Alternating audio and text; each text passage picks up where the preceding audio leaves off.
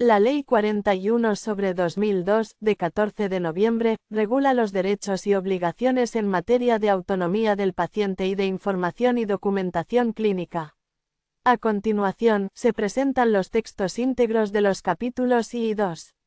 Capítulo 1. Principios generales. Artículo 1. Ámbito de aplicación. La presente ley tiene por objeto la regulación de los derechos y obligaciones de los pacientes, usuarios y profesionales, así como de los centros y servicios sanitarios, públicos y privados, en materia de autonomía del paciente y de información y documentación clínica. Artículo 2. Principios básicos. 1. La dignidad de la persona humana, el respeto a la autonomía de su voluntad y a su intimidad orientarán toda la actividad encaminada a obtener, utilizar, archivar, custodiar y transmitir la información y la documentación clínica. 2. Toda actuación en el ámbito de la sanidad requiere, con carácter general, el previo consentimiento de los pacientes o usuarios. El consentimiento, que debe obtenerse después de que el paciente reciba una información adecuada, se hará por escrito en los supuestos previstos en la ley. 3. El paciente o usuario tiene derecho a decidir libremente, después de recibir la información adecuada, entre las opciones clínicas disponibles. 4. Todo paciente o usuario tiene derecho a negarse al tratamiento, excepto en los casos determinados en la ley. Su negativa al tratamiento constará por escrito. 5. Los pacientes o usuarios tienen el deber de facilitar los datos sobre su estado físico o sobre su salud de manera leal y verdadera, así como el de colaborar en su obtención, especialmente cuando sean necesarios por razones de interés público o con motivo de la asistencia sanitaria. 6. Todo profesional que interviene en la actividad asistencial está obligado no solo a la correcta prestación de sus técnicas, sino al cumplimiento de los deberes de información y de documentación clínica y al respeto de las decisiones adoptadas libre y voluntariamente por el paciente. 7. La persona que elabore o tenga acceso a la información y la documentación clínica está obligada a guardar la reserva debida. Artículo 3. Las definiciones legales. A efectos de esta ley se entiende por centro sanitario, el conjunto organizado de profesionales, instalaciones y medios técnicos que realiza actividades y presta servicios para cuidar la salud de los pacientes y usuarios. Certificado médico, la declaración escrita de un médico que da fe del estado de salud de una persona en un determinado momento. Consentimiento informado, la conformidad libre, voluntaria y consciente de un paciente, manifestada en el pleno uso de sus facultades después de recibir la información adecuada, para que tenga lugar una actuación que afecta a su salud. Documentación clínica, el soporte de cualquier tipo o clase que contiene un conjunto de datos e informaciones de carácter asistencial. Historia clínica, el conjunto de documentos que contienen los datos, valoraciones e informaciones de cualquier índole sobre la situación y la evolución clínica de un paciente a lo largo del proceso asistencial. Información clínica, todo dato, cualquiera que sea su forma, clase o tipo, que permite adquirir o ampliar conocimientos sobre el estado físico y la salud de una persona, o la forma de preservarla, cuidarla, mejorarla o recuperarla. Informe de alta médica, el documento emitido por el médico responsable en un centro sanitario al finalizar cada proceso asistencial de un paciente, que especifica los datos de este, un resumen de su historial clínico, la actividad asistencial prestada, el diagnóstico y las recomendaciones terapéuticas. Intervención en el ámbito de la sanidad, toda actuación realizada con fines preventivos, diagnósticos, terapéuticos, rehabilitadores o de investigación. Libre elección, la facultad del paciente o usuario de optar, libre y voluntariamente, entre dos o más alternativas asistenciales, entre varios facultativos o entre centros asistenciales, en los términos y condiciones que establezcan los servicios de salud competentes, en cada caso. Médico responsable, el profesional que tiene a su cargo coordinar la información y la asistencia sanitaria del paciente o del usuario, con el carácter de interlocutor principal del mismo en todo lo referente a su atención e información durante el proceso asistencial, sin perjuicio de las obligaciones de otros profesionales que participan en las actuaciones asistenciales. Paciente, La persona que requiere asistencia sanitaria y está sometida a cuidados profesionales para el mantenimiento o recuperación de su salud. Servicio sanitario, la unidad asistencial con organización propia, dotada de los recursos técnicos y del personal cualificado para llevar a cabo actividades sanitarias. Usuario, la persona que utiliza los servicios sanitarios de educación y promoción de la salud, de prevención de enfermedades y de información sanitaria. Capítulo 2. El derecho de información sanitaria. Artículo 4. Derecho a la información asistencial. 1. Los pacientes tienen derecho a conocer, con motivo de cualquier actuación en el ámbito de su salud, toda la información disponible sobre la misma, salvando los supuestos exceptuados por la ley. Además, toda persona tiene derecho a que se respete su voluntad de no ser informada. La información, que como regla general se proporcionará verbalmente dejando constancia en la historia clínica, comprende, como mínimo, la finalidad y la naturaleza de cada intervención, sus riesgos y sus consecuencias. 2. La información clínica forma parte de todas las actuaciones asistenciales, será verdadera, se comunicará al paciente de forma comprensible y adecuada a sus necesidades y le ayudará a tomar decisiones de acuerdo con su propia y libre voluntad. 3. El médico responsable del paciente le garantiza el cumplimiento de su derecho a la información. Los profesionales que le atiendan durante el proceso asistencial o le apliquen una técnica o un procedimiento concreto también serán responsables de informarle. Artículo 5. Titular del derecho a la información asistencial.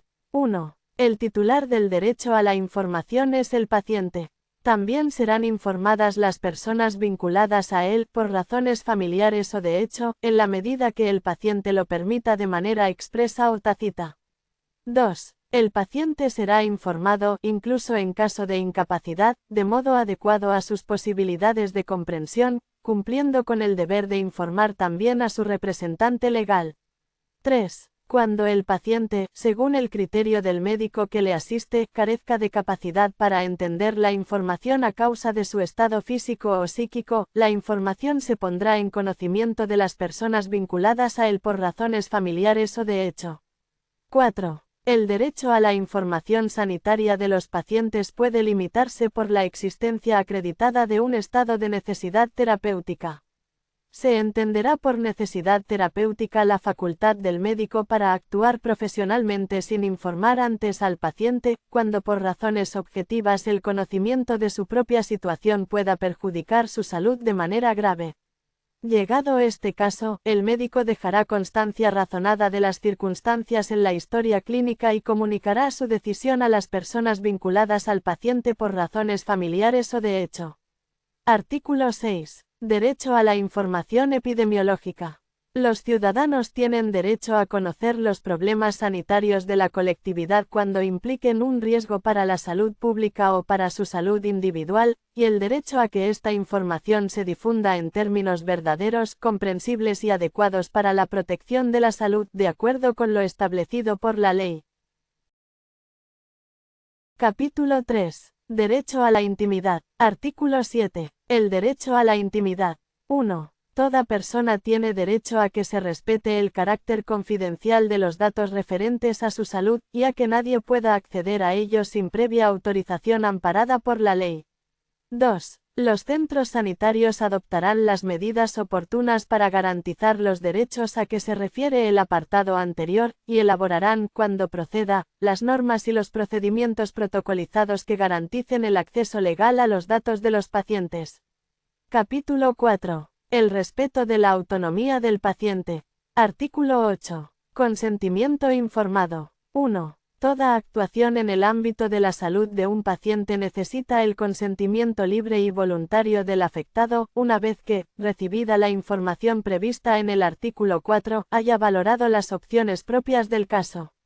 2. El consentimiento será verbal por regla general. Sin embargo, se prestará por escrito en los casos siguientes: intervención quirúrgica, procedimientos diagnósticos y terapéuticos invasores y, en general, aplicación de procedimientos que suponen riesgos o inconvenientes de notoria y previsible repercusión negativa sobre la salud del paciente. 3. El consentimiento escrito del paciente será necesario para cada una de las actuaciones especificadas en el punto anterior de este artículo, dejando a salvo la posibilidad de incorporar anejos y otros datos de carácter general, y tendrá información suficiente sobre el procedimiento de aplicación y sobre sus riesgos.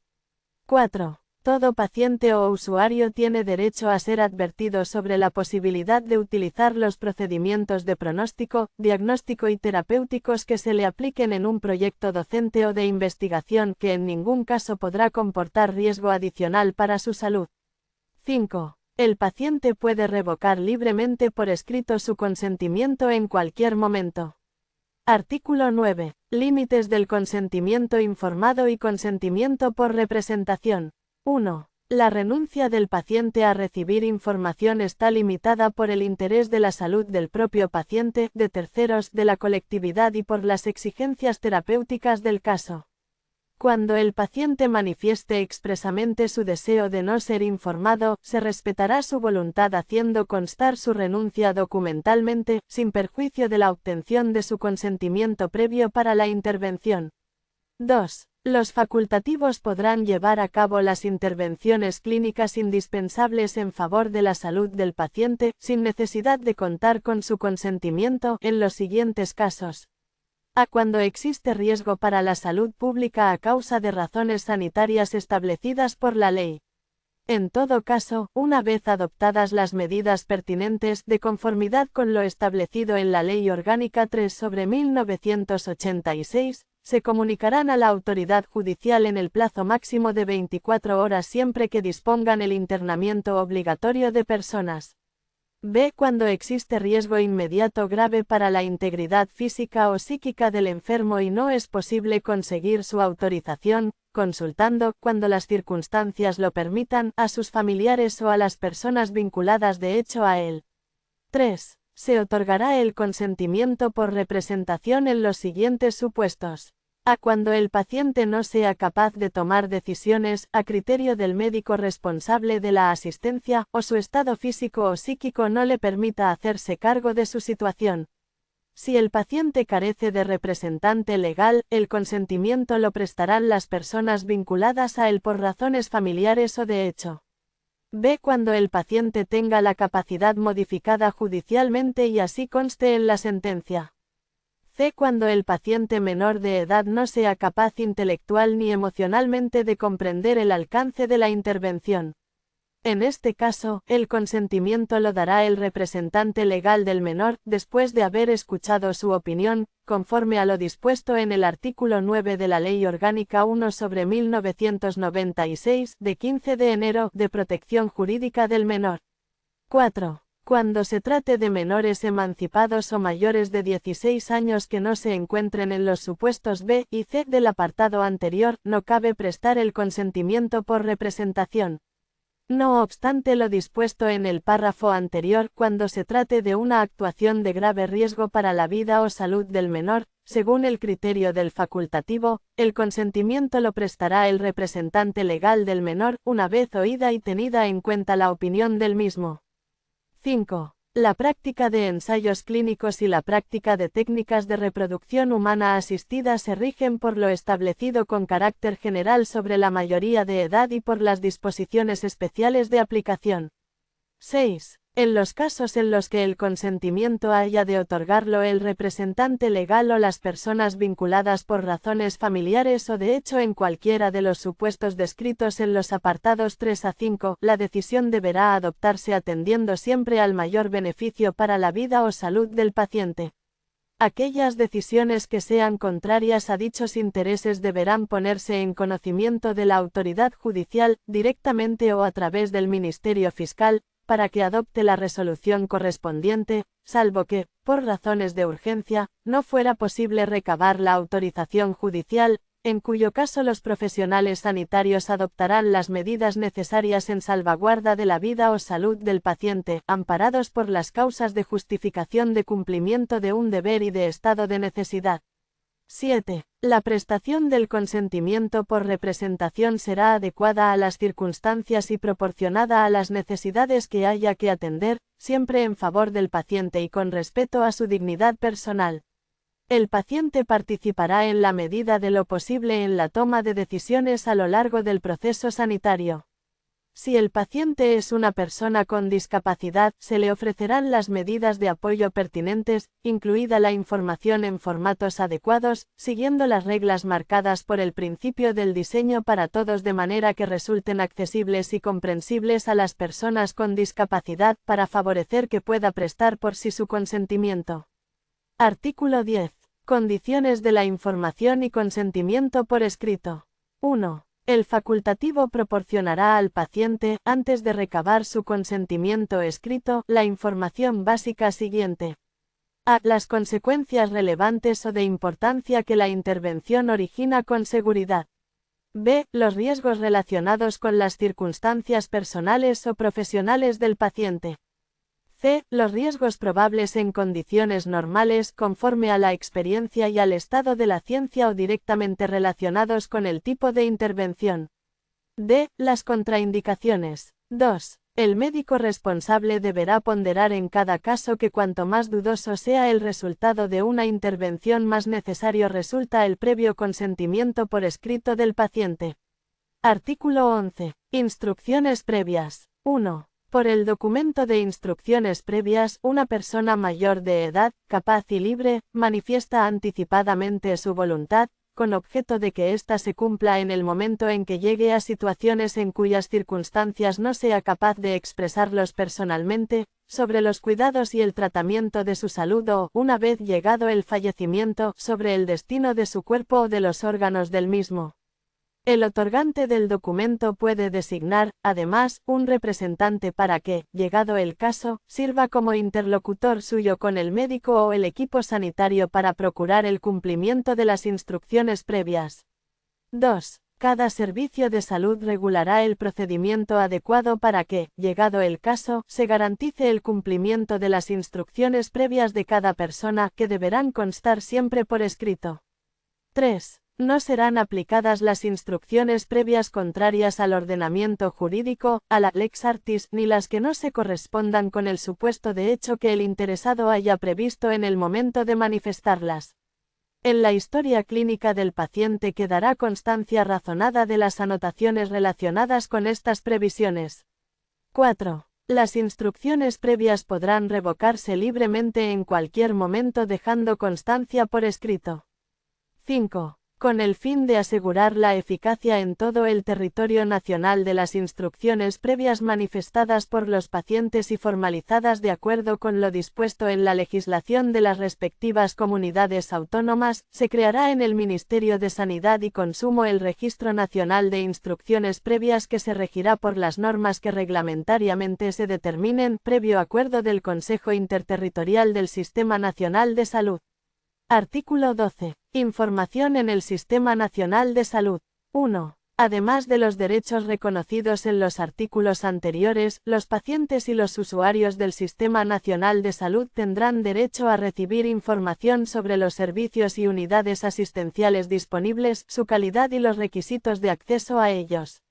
2. Los servicios de salud dispondrán en los centros y servicios sanitarios de una guía o carta de los servicios en la que se especifiquen los derechos y obligaciones de los usuarios, las prestaciones disponibles, las características asistenciales del centro o del servicio, y sus dotaciones de personal, instalaciones y medios técnicos. Se facilitará a todos los usuarios información sobre las guías de participación y sobre sugerencias y reclamaciones. 3. Cada servicio de salud regulará los procedimientos y los sistemas para garantizar el efectivo cumplimiento de las previsiones de este artículo. Artículo 13. Derecho a la información para la elección de médico y de centro. Los usuarios y pacientes del Sistema Nacional de Salud, tanto en la atención primaria como en la especializada, tendrán derecho a la información previa correspondiente para elegir médico, e igualmente centro, con arreglo a los términos y condiciones que establezcan los servicios de salud competentes. Capítulo 5. La historia clínica. Artículo 14. Definición y archivo de la historia clínica. 1. La historia clínica comprende el conjunto de los documentos relativos a los procesos asistenciales de cada paciente, con la identificación de los médicos y de los demás profesionales que han intervenido en ellos, con objeto de obtener la máxima integración posible de la documentación clínica de cada paciente, al menos en el ámbito de cada centro. 2. Cada centro archivará las historias clínicas de sus pacientes, cualquiera que sea el soporte papel, audiovisual, informático o de otro tipo en el que consten, de manera que queden garantizadas su seguridad, su correcta conservación y la recuperación de la información. 3. Las administraciones sanitarias establecerán los mecanismos que garanticen la autenticidad del contenido de la historia clínica y de los cambios operados en ella, así como la posibilidad de su reproducción futura. 4. Las comunidades autónomas aprobarán las disposiciones necesarias para que los centros sanitarios puedan adoptar las medidas técnicas y organizativas adecuadas para archivar y proteger las historias clínicas y evitar su destrucción o su pérdida accidental.